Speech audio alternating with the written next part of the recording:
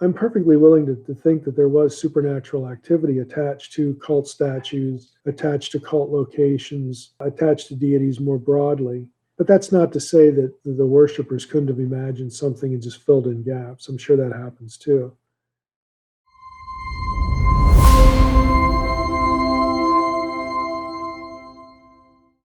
I know some wonder this. Do you think the gods really did become one with the idol? Or it is the case that this was what people thought that happened? But the rebel Elohim did not really do this. Well, I tend to think that there would have been some indication of divine presence, at various occasions in pagan contexts. In other words, I don't think it was all priestly propaganda. And you could say, well, even a broken clock is right twice a day, so the priests are going to be right about this prediction or that prediction, or this point of divination or that point of divination. I don't think it was all random like that. I do think there was again supernatural activity going on to counterfeit um, you know other claims of other deities, especially Israelites, since we're talking about the biblical material. I think Yahweh did have competition from deities doing this or that for their worshipers. That's not to say that we could portray it that way all the time. Sure, I'm willing to think that sometimes it was the imagination of the worshiper, um, you know, thinking that the deity was doing this or that when that wasn't happening at all. But I'm not willing to say that the alternative isn't the case either. Mhm. Whether the gods really became one with the object. Um,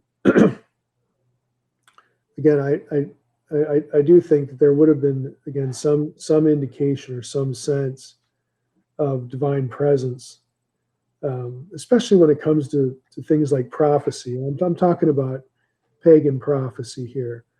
When people have trances, when they have visions, when they make prophecies, and they do come to pass. I mean, we're warned in Deuteronomy what to do, with those situations. They're supposed to avoid them. This is why there is a test of prophecy. This is why if a prophet in the lesser known I think it's Deuteronomy 13 instead of Deuteronomy 18. What happens when a prophet predicts something that doesn't come true? How do we judge that person? So I think and in the case of Balaam, you have a really interesting one Hmm.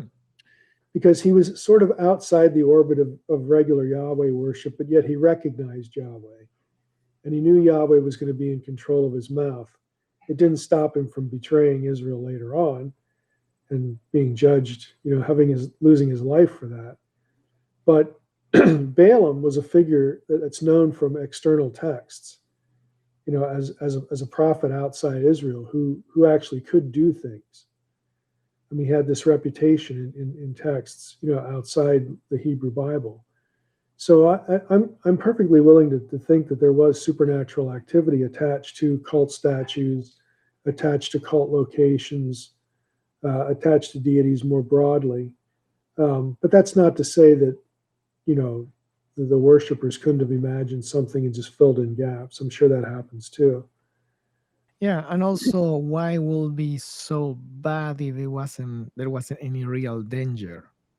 Yeah. Right? Why issue commands against it if there was actually nothing happening here? Yeah, the same with talking with the dead or doing magic, A lot something of the like that. vocabulary, especially for divination, and if not the vocabulary, certainly the practice.